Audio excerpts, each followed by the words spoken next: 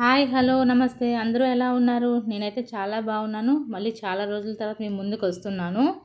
ఈరోజు నేను రైస్, రోటీ, అలాగే ఇడ్లీ, దోశ ఎందులోకైనా పర్ఫెక్ట్గా ఉండే టమాటా పచ్చడి ఎలా చేసుకోవాలో చూపిస్తున్నాను. చాలా బాగుంటుంది, దేనితోకైనా పర్ఫెక్ట్ కాంబినేషన్. దీనికోసం ముందుగా ఒక 5 టమాటాలు తీసుకున్నా, బాగా పండినటువంటివి. అలాగే కొంచెం పుదీనా, కొంచెం కొత్తిమీర, కొంచెం కరివేపాకు, అలాగే కారానికి సరిపడా పచ్చిమిర్చి.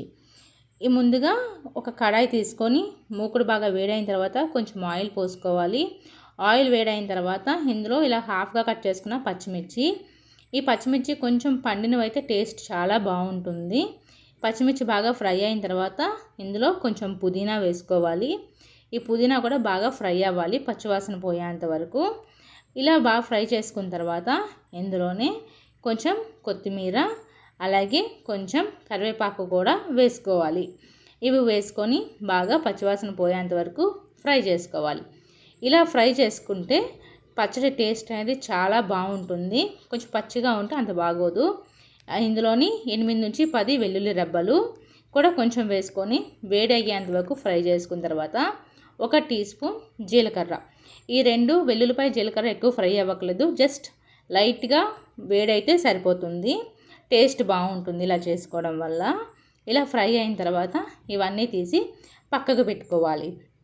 ఇవి బాగా చల్లారాలి. పక్కన పెట్టుకుని అదే ప్యాన్లోని కొంచెం ఆయిల్ వేసుకోవాలి, టమాటాలు మగ్గడానికి సరిపడా. ఇప్పుడు టమాటా ముక్కల్ని ఇలా క్యూబ్స్గా కట్ చేసుకోవాలి.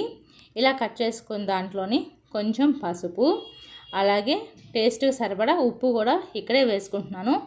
ఈ టమాటాల్లోని ఉప్పు వేసుకొని మగ్గించుకోవడం వల్ల టేస్ట్ బాగుంటుంది.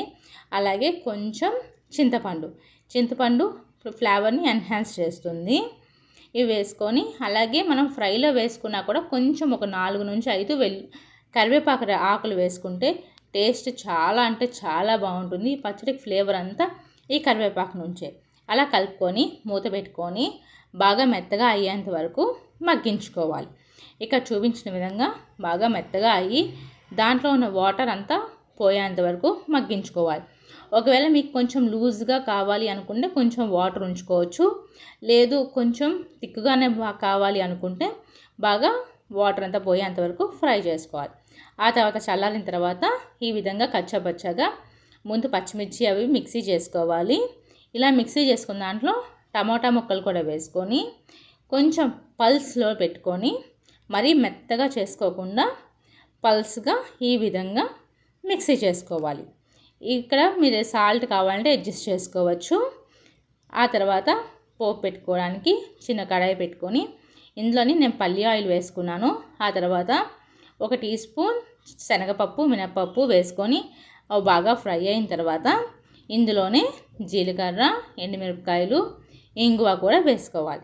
మనం ఆల్రెడీ పచ్చడిలోని జీలకర్ర వేసాం కాబట్టి అవసరం లేదు. ఇక్కడ ఆవాలు, ఎండుమిరపకాయలు, కరివేపాకు, ఇంగువ వేసుకుంటే సరిపోతుంది. అంతే, పర్ఫెక్ట్ అండ్ టేస్టీ టమాటా పచ్చడి రెడీ అయిపోయింది. ఇది ఒక 4 to 5 days నిల్వ ఉంటుంది. చాలా టేస్టీగా ఉంటుంది. Thank you for watching. Subscribe చేసుకోండి. మీకు కానీ నా వీడియో నచ్చినట్టయితే థ్యాంక్ యూ వన్స్ అగైన్.